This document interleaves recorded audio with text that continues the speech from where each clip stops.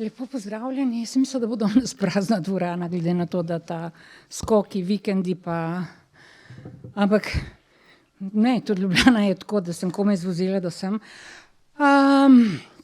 Ampak pri tako lepi temi, kot je uvod v meni najljubši Pasolinijev film Mama Rim, mi ne bo zmanjkalo sape, zagotovo pa časa, ampak obljubim, da vas bom z okvirnimi informacijami oziroma vtisi zaposlila za kakšnih 10 minut, potem pa je vredno videti čim bolj mirno, zbrano, prijetno in z robčki v žepu ta film.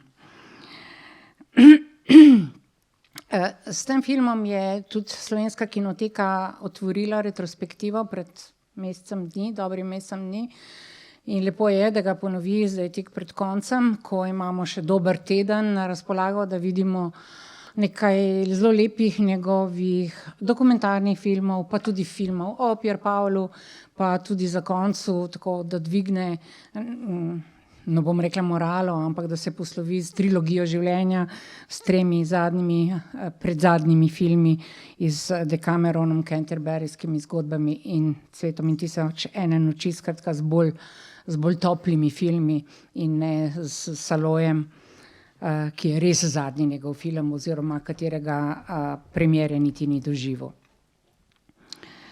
Ob stoletnici Pasolinijevega rojstva in dobri 50-letnici ali pa slabi 50-letnici od njegove smrti, bi mogoče se pri tem ljubem, zgodnjem njegovem filmu Mama Rim osredotočila na njegovo začetno razmišljanje. Pasolini je zelo dosti dajo intervjujev, zelo dosti je govoril, rad je razlagal, on je bil človek besede, človek artikulacije, človek sporočil v vseh jezikih, se pravi od likovnega, filmskega, teoretskega, pesniškega, literarnega, dramatičnega, gledališkega in tako naprej. Skratka, ampak tisto, kar je bil temelj, ne, in je to tudi sam povedal, ga bom kar citirala, da so vzroki za njegovo ustvarjanje, mislim, razlogi, zaradi česar ustvarja, so predvsem v njegovem, oziroma mojem, ker je to citat, v mojem instinktivnem in globokem nasprotovanju malomeščanstva, v občem stanju stvari in političnem stanju v državi. To gre za neko besedno igro, ker stanje stvari v italijanščini je stanje stato, hkrati tudi država stato, skratka bil je proti stanju stvari v družbi in proti družbi sami, ki je bila opolnomočena skozi državo, to se pravi skozi stato. Ampak pravi, sovraštvom ni mogoče doseči ničesar, je pa mogoče doseči spremembo. No, in sama mislim, da je Mama Rim film o želji o spremembah in tudi o tem, da včasih tudi sprememba ni tako lahka ali pa jo sploh ni mogoče doseči ali pa z njo ni mogoče ničesar doseči. To je v bistvu na nek način moje videnje sporočila filma Mama Rim. Prav je, da vam povem krajši kontekst, kako je nastal ta film, oziroma v katerem obdobju je nastal ta film. Pier Paolo se je začel posvečati filmu relativno pozno, skratka 40 let, takrat je to bilo pozno, danes je to že mladost, ampak v 60 letih, in to ne brez razloga, kajti to so bila leta, ki so zaradi hitrega prehajanja v neokapitalizem. Italijanska družba se je prav zaradi teh hudih transformacij, brutalnih, hitrih, mislim, gradili so, prepredli so Italijo vsemi temi avtocestami, industrija se je močno razraščala, skratka, čez noč so se dogajale te spremembe, ki seveda so šle na račun družbenih stanj, večjih razlik v razredni družbi in tudi v medsebojnih odnosih. Skratka, v tej globoki krizi, ki je povzročila za njega, po njegovem videnju, tudi veliko krizo ideologij, predvsem pa marksizma, Je iskal nek nov jezik. Vemo, da v 50. oziroma v 60. letih je izdal že precej knjig, ampak ni se še pa lotil filma. In iskal pa je to možnost ekspresije zaradi tega, ker je verjel, da je močnejša slika od besede. Sicer ne, da bi zdaj tehtali, kaj je močnejše, absolutno ne, tudi on ni tega nikoli počel. Ampak vendarle nekje potrkati in ustvariti, potrkati na dušo človeka in oslepiti njegov pogled ali preslepiti njegov pogled ali pa očarati njegov pogled, pa je videl možnost prav s pomočjo filma. In to se je zgodilo 10 let potem, ko so ga izgnali dobesedno iz Furlanije, kjer je med vojno živel vse do leta 1950 v Kazarsi, kot veste, kjer se je rodila njegova mama, in med vojno so se tja zatekli in po vojni tudi tam ostali, tudi tam, ker je brat njegov umrl. Skratka, po temu, jaz mislim, da ni brez veze Kazarsi, to je ta kraj blizu Pordenona, zelo blizu, pejte si kdaj pogledati njegov grob tam in njegovo hišo, oziroma hišo njegove mame, ki je zdaj center študijev Pier Paolo Pazolinija. Skratka, takrat se je uveljavil že kot učitelj, hotela sem reči, da ni slučajno, da Kazarsa ima pravo ime Kazarsa della Delizia, je pravilno ime tega trga, kraja, mesta, mesteca. To pomeni Kazarsa, sladkobe, ugodja in tako naprej. In res, Pazolini se tukaj zelo dobro imel, spoznaval je svoje nagnjene, jih tudi že začel prakticirati, učil je mlade fante.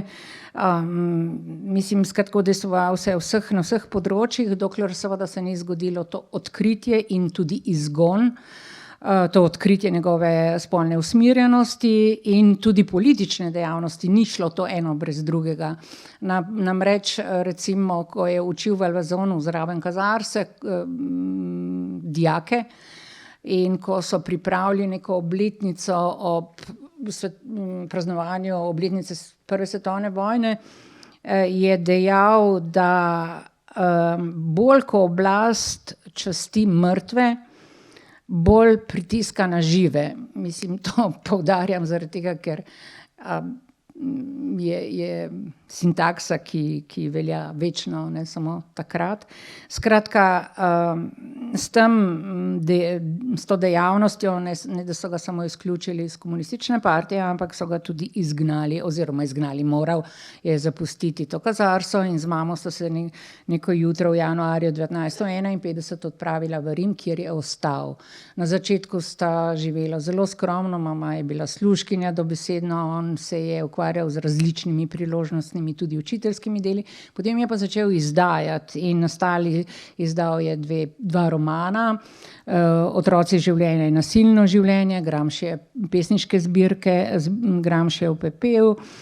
Pisal je nekaj je pomagal oziroma sooblikoval scenarij pri Felliniju za Kabirine noči, prizor, kjer je Kabirja prostitutka, in za Sladko življenje Fellinijevo prizor, kjer se dogajajo te dekadentne, razkošne rimske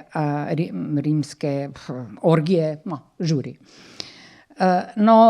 Kakorkoli, smo okrog leta 60, nekako se ima z mamo življenje zboljša, lahko si že kupi fička, se lahko že preselijo.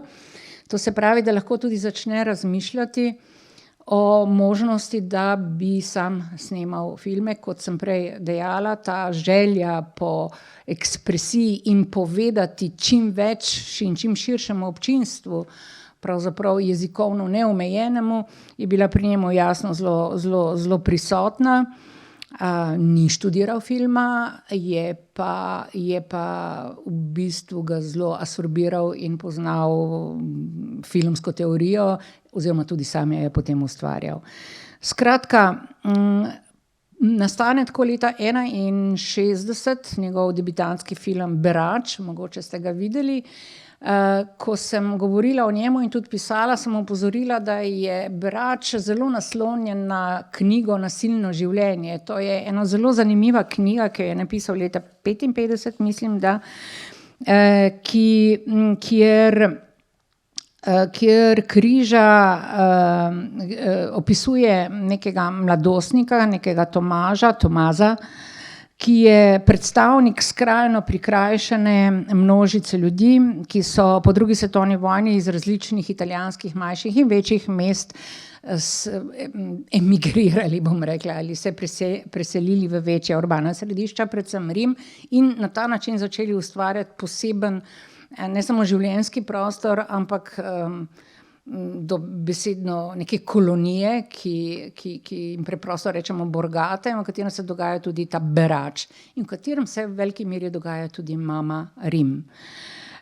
No, prav ta Tomaž iz Nasilnega življenja, iz te njegove neverjetno lepega, v bistvu pa avtobiografskega romana, izhaja tudi Ettore, to je glavni junak filma Mama Rim, se naslanja na njega, oziroma je nek tipični antijunak, neka žalostna in zelo realistična podoba izgubljene mladosti, je neprivlačen oziroma ne koketira z našimi čustvi, da bi ga pridobili in da bi ga pomilovali ali da bi ga zajemali, kakorkoli ga vzeli za svojega junaka, je nek tatinski, nek nepošten, ampak droben tatič, bi lahko rekli, ki skuša finančno in socialno se dvigniti z neprimernimi prijemi, bi lahko tako rekla. To isto velja za Berača, tudi, Aketone je tudi Berač, je dobesedno ime njegovo. Ampak kljub vsem tem poskusom, vsemu temu je nedorasel. In kot pravim, se v ozadju zarisuje povojna italijanska družba, brutalna do amena, dekadentna in še naprej enako razcepljena, kot je bila med fašiste in komuniste, kot je bila prej. Skratka, iz tega nasilnega življenja v bistvu pridemo do mame Rim, ki se naslanja pravzaprav tudi na eno dejansko resnično zgodbo enega fanta, ki je bil zaprt, 18-letnika, ki je bil zaprt v rimskih bolnišnicah psihiatričnih in se mu je pač zgodila neka usoda, o kateri vam ne bi niti govorila, glede na to, da vas potem bo film mogoče manj vznemirjal. Kakorkoli že, če v knjigi Nasilno življenje opisuje to bedo teh rimskih depresivnih delavskih predmestij, kjer so ti ljudje, ki so še včeraj bili na ruralnih tleh, sedaj se pa srečujejo z nekimi popolnoma novimi pravili, ki jim niso kos, ki so neke vrste bogoskrunci, ki, lahko bi rekla, so že pozabili, kdo je ustvaril svet, pa tudi kdaj so prijeli prvo obhajilo. Skratka, govori o Italijanih, ruralnih, iskrenih in tudi veselih, na drugi strani pa o tej revščini, o kateri sem govorila. In iz knjige, če jo berete, dobesedno veje ta smrad, ta blato, ti vonj po odpadkih, fekalijah, po smeteh, po katerih brskajo ti obstranci in tudi prostituiranci. Jezik je grob, okoran, trd, surov, poln kletvic, brez večjih emocij ali pa sploh nikakršnih emocij. In isto se dogaja seveda s filmskim jezikom. Filmski jezik v črno-beli tehniki seveda je poln kontrastov, celo glasba, ki spremlja ta film in ki preči Vivaldija, baročno ozadje, različne pesmi, na njih pa vse te mehki glasbi pa kontrira Il violino zigano, to je en leitmotiv, ki para oči, ko boste videli, skratka, ena pesem, ki je vpisana dobesedno v DNK Italijanov, kot bi rekla Volare od Domenica Modugna, ampak to je en leitmotiv, ki je nežen, ki govori o vseh Italijanih, oziroma prej o priseljencih ob strancih kot tistih o robu, kot o tistih tako rekoč o ciganih, ne pa o buržoaziji. Zame je Mama Rim čustveno močnejši film od Berača. Ima tudi bistveno bolj radikalno sporočilo o tem, kako obstaja nezmožnost spreminjanja danosti, usode in tudi stigmatiziranih. In se vrnem na začetek, ko sem rekla, da je rekel, da sovraštvom ni mogoče doseči ničesar, da se spremembe lahko zgodijo samo s spremembami, ampak tukaj v tem filmu tudi želja po spremembah ne rodi sprememb. In to je žalostno. Bi rada samo poudarila, o čem govori film oziroma kaj prinaša ta film in kaj bi veljalo biti pozoren, ko ga boste gledali. Kot prvo gre za strastno, več kot strastno, ampak spodletelo materinsko ljubezen, ki v tistih socialnih okoliščinah, v katerih so, ne more uspevati in lahko junak Ettore, ki sem ga prej omenila, pristane samo na križu na podoben način, kot ga vidimo ali dobesedno na isti način zajet pred naše oči, kot ga vidimo pri enemu največjih italijanskih renesančnih slikarjev, Andrea Mantegna. Bodite pozorni na zadnjo sekvenco filma Infanta Ettora, ki pač leži, kjer leži, in je pogled, kadriranje, sprehod kamere, našega očišča, globina polja v celoti enaka ali, rekla, koketira ali kakorkoli podoživlja prostor neverjetno lepe slike Andreja Mantegna, Objokovanje mrtvega Kristusa, kjer Kristus ni neka vzvišen junak, ampak je običajen človek, ki tudi se žrtvuje mogoče na podoben način kot ta Ettore, kjer mu je nek križ lahko celo odrešitev. Ampak kot pravim, samo naznanjam, da Pier Paolo ni bil tudi samo sam, sicer amaterski, ampak zanimiv slikar, ampak je zelo dobro poznal italijansko renesančno in drugo umetnost in skoraj da ni filma, kjer ne bi se poigraval z njo. Mogoče ste videli Scuto, meni še tudi zelo, zelo ljub film oziroma kratki film, epizoda iz Rogopaga, kjer inscenira snemanje s križa od italijanskih slikarjev, ali pa ste videli Decameron, kjer sam Pasolini igra Giottovega učenca in celoten proces, kaj to pomeni poslikati eno steno vsemi temi podobami iz Nove in Stare zaveze. Kakorkoli, to je izjemen dialog. Redko se mi zdi, da sem se srečala z režiserji, ki so tako razumeli likovno umetnost, ampak nedvomno, ki so jo znali tudi ne podoživljati, ne reinterpretirati, ampak umestiti na prav način v svoje delo. To je zelo pomembno, kar bi veljalo biti pozoren pri ogledu tega filma. Drugače pa sporoča in Mama Roma govori o tem, da stvari so dane, določene, predestinirane, pogojene so z razrednimi razlikami, s krščanstvom, pogojene so z včasih nemočjo in danostjo. In zelo, zelo težko jih je spreminjati, zgodi se, da se spremenijo, tudi Pasolini je celo življenje samo to delal, jih je spreminjal, ne. Z velikim davkom, seveda. Vemo, da ni bilo filma, za katerega mu ne bi sodili, tako ali drugače. Tudi Mama Rim, ko je doživel premiero v kinodvorani v Rimu, so ga izžvižgali, naredili so nekaj, kar je recimo zelo znano iz današnjih časov, in podtaknili so mu neko afero, češ da je on napadel nekega tipa fašistično orientiranega in ga pretepil, kar pa ni bilo res, po rekonstrukciji je bilo popolnoma drugače, ampak iz tega je bila afera, seveda, in Pasolini je bil že spet kriv. Ne bom govorila, kolikokrat je bil kriv in kako se je branil.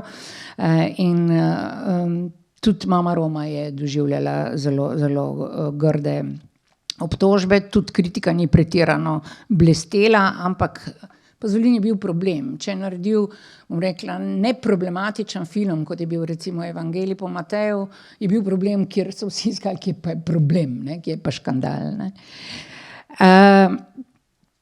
Kakorkoli, sporoča nam tudi, da drugih ljubezni, razen ljubezni do matere, tako rekoč ni. Pasolini in mama sta bila neverjetno povezana.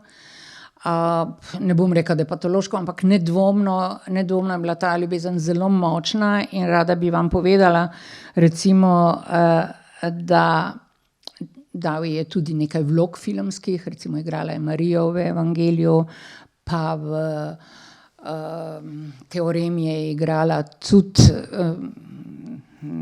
neko pogrebnico. Skratka, ta njun odnos, mama pravzaprav je zelo prizanašal tudi o svojem življenju intimnem, ni jo seznanjal, ni dopuščal, da bi pretirano skrbela za njega, držal je na nekem mehurčku, tudi za njegovo smrt, na kakšen način se je zgodila, ni izvedela nikoli, mislila, da je prišlo do neke avtomobilske nesreče, kakorkoli že, njun odnos je bil zelo specifičen in mislim, da ta film govori o njemu in ni slučajno, da je enkrat prav ob temu filmu napisal neko pesem, ki pravi tako: Ti si edina, ki pozna moje srce. In to, kar je vedno bilo pred katerokoli drugo ljubeznijo. Zato ti moram povedati to, kar je strašljivo spoznanje. Znotraj tvoje milosti se rodi ali pa rojeva moja tesnoba. In si nenadomestljiva. Skratka, ta tesnoba, ki jo je živel, nedvomno je bila povezana tudi z skrbjo do matere, ki je skozi ljubezen, ki je gojil do nje in obratno, hotel prizanašati, hkrati pa ni mogel. No, to boste videli, da ljubezen ni tukaj druge ljubezni, kot je ta materinska ljubezen, ki je, kot pravim, spodletela. Naj povem še to, da je v filmu izjemna Ana Manjani, izvrstna, dramatična, obscena, vulgarna, cestna, krčevita, ljubezniva, nežna, ko je jezna, para srce. Skratka, izjemna Ana Manjani, ki nastopa pravzaprav samimi naturščiki. Pier Paolo je rad pobiral, bom rekla, ljudi s ceste in tudi kar nekaj svojih glavnih filmskih igralcev je našel tako slučajno. Recimo Kristusa v Evangeliju po Mateju je igral nek španski študent, ki je analiziral njegove romane in tik pred zdajci ga je našel in je bil v redu tudi, no? Ampak hočem reči do konca, ampak naturšček, ni bil igralec. Ninetto Diavoli, ta simpatičen fant, poln, ta angelski obraz z neverjetno življenjsko voljo, ki igra tako rekoč v vseh njegovih filmih, ga boste našli šele po filmu Skuta, ker se je enkrat z bratom, ki je bil delavec na setu, pojavil na snemanju s filma Skuta in Pier Paolo ga je takoj opazil in sta se spoznala in od takrat naprej je tako rekoč igral glavne vloge ali pa vsaj stranske, ampak večinoma glavne vloge. No, v tem filmu je poleg Ane Manjani Franco Chiti, ki je bil pleskar, delavec, ko ga je Pasolini spoznal, sicer tudi njegovega brata, ki je bil producent potem, mislim, da je potem nastopal v številnih njegovih filmih, v Beraču, v Kralju Oidipu, v Svinjaku, pa v trilogiji življenja, to se pravi vseh teh treh Decameronov, Canterburyske zgodbe in Cveto in 1001 noči. Franco Chiti je bil tudi potem, ampak ni bil profesionalec in igra v tem filmu. medtem ko fant, ta najstnik, ta problematični dečko, ki v tej najstniški ljubim sovražim odnosu z materjo, pa je nek Ettore, nek fant, ki ga pa je Pier Paolo spoznal v gostilni, bil je natakar in ga je, mislim, sicer sam angažiral za ta film, ampak kot boste videli, igra tudi natakarja v filmu. Kakorkoli že, Ana Manjani, taka profesionalka, na drugi strani naturščiki, ni bilo lahko, menda je bila tudi kar precej napetih situacij na samem snemanju in veliko scen so posneli tako, da je Ana Manjani ločeno potem igrala, da niso pač skupaj, ker najbrž je bilo več dela z naturščiki kot z Ano. Kakorkoli, jaz bi še, ampak mislim, da je dovolj, da vam ne krajšam časa do filma. In vam rečem, da kolikor lahko še ta teden ujamete kakšen Pasolinijev film, ni tako dosti priložnosti, da se jih vidi, so pa dragoceni, večni, specifični, naporni, polni posebnega filmskega jezika, zagotovo drugačnosti. Tukaj mogoče še srečamo primere, ki je malo naslonjen na neorealizem, na ta občutek dokumentarnega v filmu, ampak hkrati pa se že utirajo poti do teh Pasolinijevih prijemov, znamenitih kader sekvenc in zagotovo boste pozorni na nekaj zelo intimno lepih prizorov, od tega Il violino cigano, ki sem vam ga prej omenila, ko mama uči plesati svojega fanta, svojega sina, vsa srečna, da bo sedaj zaživela z njim novo življenje in da ga bo peljala tudi v neko njej neznano življenje, konec koncev, ona je bila prostitutka, da ga bo peljala v neko meščansko, boljše življenje, ne, kar spodleti. Pa do prizorov, kjer potrjuje to danost tam, ko koraka kot med, najbrž povije Apija, ampak ne vem, če je bilo to posneto tam, kjer se zbirajo dekleta ponoči in pripoveduje moja mama, moja nona, moja pranona, moj ded, vse je imelo eno osnovo, da sem jaz to, kar sem zdaj. Ne more biti drugače. Verjamem, da si boste vse to zapomnili in da vam bo ostalo še posebej v spominu. Se vam zahvaljujem in oproščam, če sem bila predolga. Lepo.